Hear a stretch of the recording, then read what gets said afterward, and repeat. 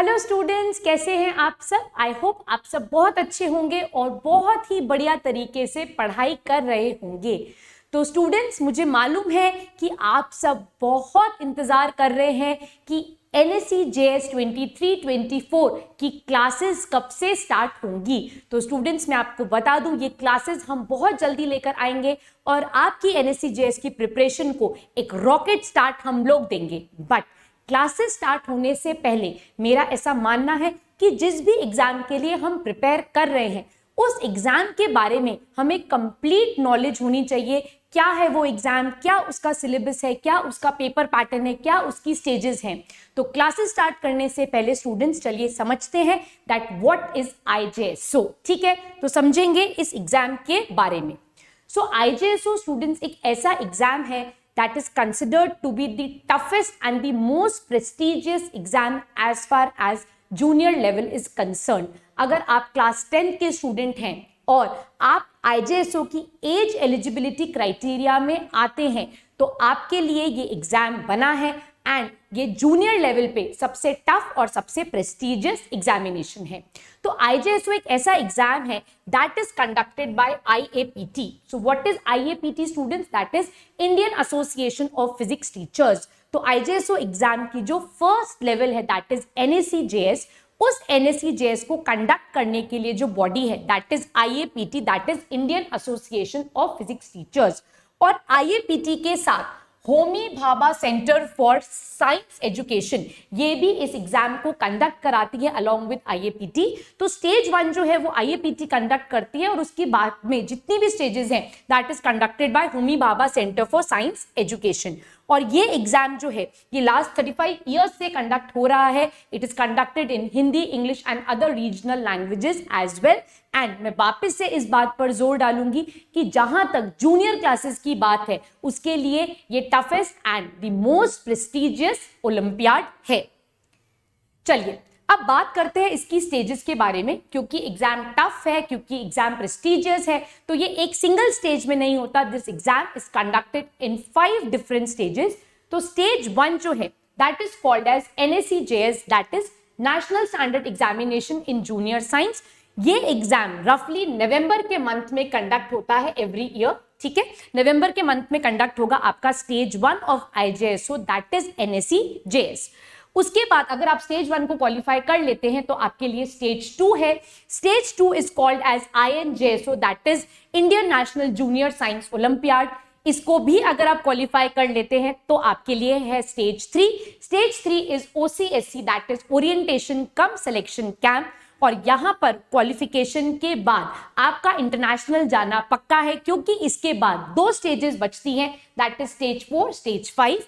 Stage 4 is called as PDT, that is pre departure training. आप अपने country को internationally represent करने से पहले आपको प्रॉपरली ट्रेन किया जाएगा और उस ट्रेनिंग कैंप का नाम होता है PDT, that is pre departure training, right. और उसके बाद आप अपनी कंट्री को एक इंटरनेशनल लेवल पर रिप्रेजेंट करते हैं and that exam is IJSO, that is international junior science olympiad, जहां पर एक 5 to 6 स्टूडेंट्स की टीम इंडिया को रिप्रेजेंट करती है एट इंटरनेशनल लेवल। जिस तरह से ओलंपिक गेम्स होते हैं वहां पर जितने भी खिलाड़ी होते हैं वो अपने देश को रिप्रेजेंट करते हैं, एग्जैक्टली वैसे ही आप अपनी कंट्री को रिप्रेजेंट करते हैं और आप वहां पर जाके ये प्रूव करते हैं कि एकेडमिकली आपकी कंट्री कितनी साउंड है। तो जिस तरीके से ओलंपिक में गोल्ड मेडल आता है, सिल्वर मेडल आता है, ब्रॉन्ज मेडल आता है, एग्जैक्टली वैसे ही अगर आप स्टेज 5 तक पहुंचते हैं तो आप भी अपनी कंट्री के लिए मेडल लेकर आएंगे। ठीक, तो ये हो गई ऑल 5 स्टेजेस ऑफ IJSO। इसके बारे बात करते हैं अपन थोड़ा सा NSE JS के बारे में, क्योंकि जब हम IJSO की क्लासेस स्टार्ट करेंगे तो जिस एग्जाम को हम सबसे पहले टारगेट करेंगे वो होगा NSE JS, that is stage 1 of your IJSO। ये एग्जाम मैंने आपको पहले भी बताया, ये नवंबर के महीने में होता है। यहां पर आपसे फिजिक्स, केमिस्ट्री और बायोलॉजी के क्वेश्चंस पूछे जाएंगे। पेपर पैटर्न की बात करूं तो ये मल्टीपल चॉइस क्वेश्चन पेपर होता है जहां पर फिजिक्स, केमिस्ट्री, बायोलॉजी के क्वेश्चंस पूछे जाएंगे। थोड़ा सा प्रीवियस बात करूं तो यहाँ पर स्टेज 1 में पहले मैथ्स के क्वेश्चंस भी पूछे जाते थे, बट अब मैथ्स के क्वेश्चंस नहीं पूछे जाते हैं और ये स्पेसिफिकली सिर्फ PCB के ऊपर बेस्ड है। अगर आप मुझसे पूछेंगे कि मैम मैं तो क्लास 10th में हूं, मुझे क्या पढ़ना है, या मैं तो क्लास 9 का स्टूडेंट हूं, मुझे क्या पढ़ना है। तो स्टूडेंट्स आपको यहाँ पर बेसिकली क्लास 11th और क्लास 12th की पीसीबी की नॉलेज होनी चाहिए। अगर मैं बोलूं कि बुक्स कौन सी रेफर करनी है, तो इनिशियली शुरुआत जो है वो आपको एनसीईआरटी से करनी है, जहां पर आपको फिजिक्स की एनसीईआरटी, केमिस्ट्री और बायोलॉजी की एनसीईआरटी क्लास 11th और क्लास 12th लेवल तक की अगर आप समझ पाते हैं, कर पाते हैं, तो आप डेफिनेटली स्टेज 1 को क्वालिफाई करेंगे ही। ठीक, तो स्टेज 1 के अंदर फिजिक्स, केमिस्ट्री, बायोलॉजी के क्वेश्चंस पूछे जाएंगे। यहां पर नेगेटिव मार्किंग भी होती है और हर राइट आंसर के लिए +3 मार्क आपको अवॉर्ड किया जाता है। इस स्टेज को जब आप क्वालिफाई करते हैं तो आप जाते हैं स्टेज 2 में। ठीक है, आप पहुंच जाएंगे स्टेज 2 में, और स्टेज 2 का जो पेपर है स्टूडेंट्स, वो स्टेज 1 के कंपैरिजन में थोड़ा सा डिफिकल्ट होता है। डेफिनेटली जैसे जैसे स्टेजेस बढ़ती जाएंगी, एग्जाम का जो डिफिकल्टी लेवल है वो भी ग्रेजुअली इंक्रीज होता चला जाएगा। स्टेज 2 की अगर मैं बात करूं ब्रीफली, तो स्टेज 2 के अंदर भी अगेन फिजिक्स, केमिस्ट्री, बायोलॉजी के क्वेश्चंस पूछे जाते हैं। स्टेज 2 का पेपर 2 सेक्शंस में डिवाइडेड होता है, सेक्शन ए, सेक्शन बी और सेक्शन सी बी, राइट। तो सेक्शन ए जो है वहां पर आपसे पूछे जाते हैं मल्टीपल चॉइस क्वेश्चंस, और यहां पर कुछ सब्जेक्टिव क्वेश्चंस भी आपसे पूछे जाएंगे। ठीक, तो ये है एक brief introduction about IJSO, different stages of IJSO and paper pattern of your stage 1 examination. अब मैक्सिमम स्टूडेंट्स आईजेएसओ में कंफ्यूज होते हैं कि मैम एलिजिबिलिटी क्या है, क्या मैं इस एग्जाम को दे सकता हूं, मैम मेरा डेट ऑफ बर्थ 1 जनवरी 2009 है, क्या मैं इस एग्जाम के लिए एलिजिबल हूं। अब एग्जाम देने के बाद मैम इसका एमआई और एमएएस कैसे कैलकुलेट किया जाता है, यहां पर आपको मैक्सिमम कंफ्यूजन होता है। तो इस पूरे कंफ्यूजन को अपन धीरे धीरे क्लियर करेंगे, और इस कंफ्यूजन को क्लियर करने के लिए I will invite Ashish sir, और वो आपको डिटेल में बताएंगे कि एलिजिबिलिटी क्या है, एमआई क्या है, एमएएस क्या है और स्टेट वाइज कोटा क्या है। तो sir please. Thank you ma'am. देखिए, सबसे पहले हम लोग किसी एग्ज़ाम को स्टार्ट करने से पहले इसकी एलिजिबिलिटी पता होनी चाहिए, क्योंकि हम लोग किसी एग्ज़ाम के लिए डेडिकेट तभी हो पाएंगे जब हमारी एलिजिबिलिटी और हमारी कैपेबिलिटी दोनों साथ होंगे। तो सबसे पहले हम लोग क्या करते हैं कि एलिजिबिलिटी जान लेते हैं। सबसे फर्स्ट ऑफ ऑल आप लोग अपना डेट ऑफ बर्थ देखिए, और डेट ऑफ बर्थ आप लोगों का 1 जनवरी 2009 से लेकर 31 दिसंबर 2010 तक आता है। तो आप लोग एज क्राइटेरिया के बेसिस पर एलिजिबल हैं। लेकिन ये दोनों 2 डेज जो हैं, यानी कि 1 जनवरी एंड 31 दिसंबर, ये इंक्लूड रहेंगे। आप 1 जनवरी या फिर 31 दिसंबर, इन दोनों में से भी आपका कोई किसी भी दिन बर्थ है, तब भी आप लोग इस एग्जाम के लिए अपियर हो सकते हो। वहीं जितने भी स्टूडेंट्स क्लास 8th में हैं, क्लास 9th में हैं, वो इस एग्जाम को दे सकते हैं, और जो क्लास 10th वाले स्टूडेंट्स हैं वो एग्जाम दे पाएंगे, लेकिन उनका एग्जाम नवंबर 2023 तक नहीं होने चाहिए। यानी कि बोर्ड एग्जामिनेशन उनका इस नवंबर 2003 तक नहीं होना चाहिए, तभी वो एलिजिबल है। नेक्स्ट पॉइंट देखें तो आप इंडियन होने चाहिए। अगर हम बात करते हैं कि इंडिया में आप लोग किसी भी स्टेट में रिसाइड करते हो, आप लोग एलिजिबल हो। वहीं एनएससीजीएस की बात करें तो एनएससीजीएस यानी कि फर्स्ट स्टेज का एग्जाम आप केवल इसी के लिए फॉर्म फिल कर पाएंगे, इनमें से किसी के लिए फॉर्म फिल नहीं कर पाएंगे, जैसे कि एनएससी हो गया, एनएससी हो गया, एनएससी हो गया। ठीक है, नेक्स्ट पॉइंट अगर हम बात करें, हालांकि मैम ने आपको बताया था कि आईएपीटी फर्स्ट स्टेज एग्जाम कंडक्ट कराता है। अब हम लोग देख लेते हैं कि किस स्टेट में आप लोग हैं, और अपने स्टेट वाइज आप लोग सीट्स देख लीजिए। उन सीट के अकॉर्डिंगली आप लोग को ये भी देखना होगा कि आपका स्कोर आपको कितना लेकर आना होगा, यानी आपकी प्रिपरेशन उसी के अकॉर्डिंगली होनी चाहिए। कितना आप लोगों को हार्डवर्क करना है, तो पहले स्टेट कोटा देखिए, और लास्ट ईयर के कुछ रिजल्ट्स मैं आप लोगों के साथ शेयर करूंगा, जिससे आप लोग अपने आप को इवैल्यूएट कर पाओगे कि क्या हमारे अंदर उतना पोटेंशियल है। तो स्टेट कोटा में हम लोग मेनली बात कर रहे हैं बिहार में सीट्स कुछ हैं आप लोगों की 25, दिल्ली में अगर आप हैं तो 6 सीट, वहीं हम लोग गुजरात की बात करें तो 13, एंड नेक्स्ट हम राजस्थान की बात करते हैं तो 18 सीट्स यहां पर हैं। सबसे ज्यादा सीट्स जो अवेलेबल हैं वो हैं 51 यूपी में।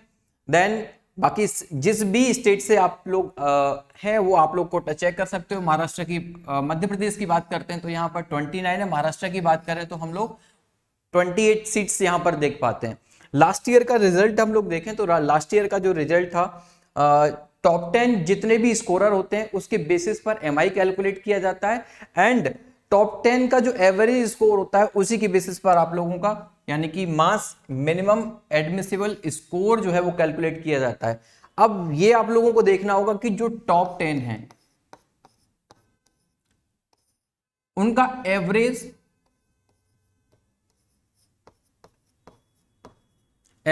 स्कोर जो भी है उसका 80% उसको हम लोग कहते हैं मेरिट इंडेक्स। वहीं मास जो है यानी कि जो भी टॉप 10 का एवरेज स्कोर है उसका 50% करेंगे तो वो जो है वो मास निकल कर आता है। लास्ट ईयर का रिजल्ट हम लोग देखें तो मास मात्र जितने भी स्टूडेंट्स ने 67 मार्क्स लिए हैं वो मिनिमम एडमिसिबल स्कोर। अब ये जो मिनिमम एडमिसिबल स्कोर है या फिर एमआई जो है इसके क्या बेनिफिट हैं, ये हम लोग क्यों देखते हैं वो मैं आप लोगों को आगे बताता हूं। एक एनालिसिस किया हम लोगों ने 2019 का, जिसमें से इतने स्टूडेंट्स ने एनरोलमेंट किया। जो टॉप 10 स्टूडेंट्स थे उसका एवरेज स्कोर था 199.6, वहीं इसका 80% हम लोगों ने कैलकुलेट किया तो ऑलमोस्ट वो 159 के अराउंड था। मास की अगर हम बात करें तो वो 99.8 यानी कि 50% ऑफ एवरेज दिस। अब हम लोगों को यह देखना होगा कि जो एमआई को क्रॉस कर रहे थे यानी कि इस स्कोर को क्रॉस कर रहे थे वो ऑल ओवर इंडिया से ओनली ऑन 140 स्टूडेंट्स थे। वहीं हम लोग मास को जो क्रॉस कर रहे थे वो 983 यानी कि टोटल जितना भी एनरोलमेंट हुआ, जितने भी बच्चों ने एग्जाम्स दिया उसमें से 300 स्टूडेंट्स को शॉर्टलिस्टेड किया गया।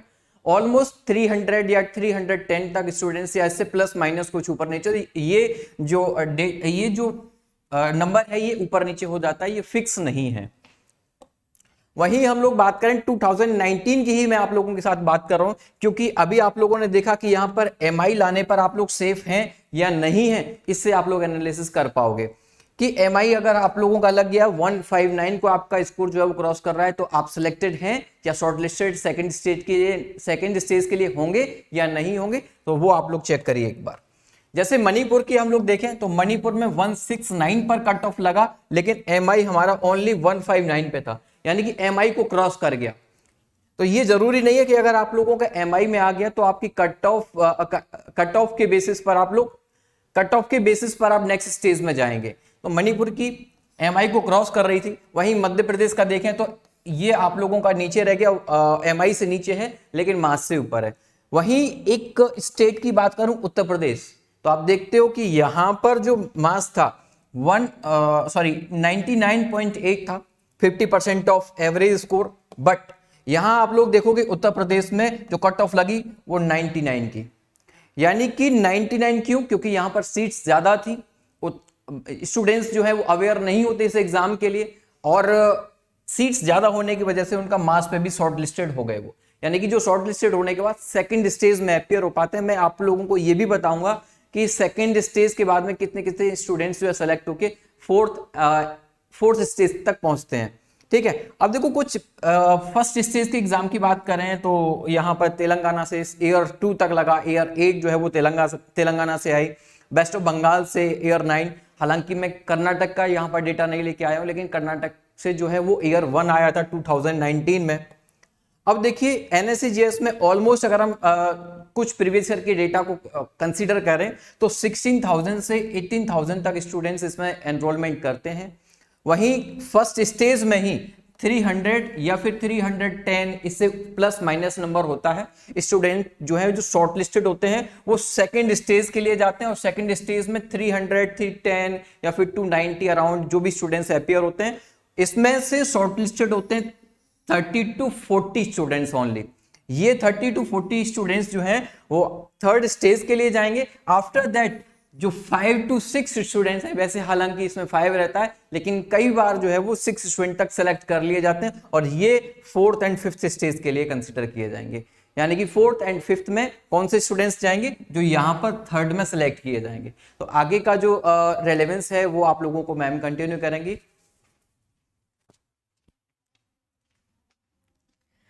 तो स्टूडेंट्स आई थिंक आपको बहुत हद तक क्लैरिटी मिल गई होगी कि क्या क्या स्टेजेस हैं, किस तरह से MI कैलकुलेट होता है, किस तरह से MAS कैलकुलेट हो रहा है और कैसे कैसे कितने स्टूडेंट्स हर स्टेज से शॉर्टलिस्ट होकर आगे की तरफ बढ़ते चले जाएंगे।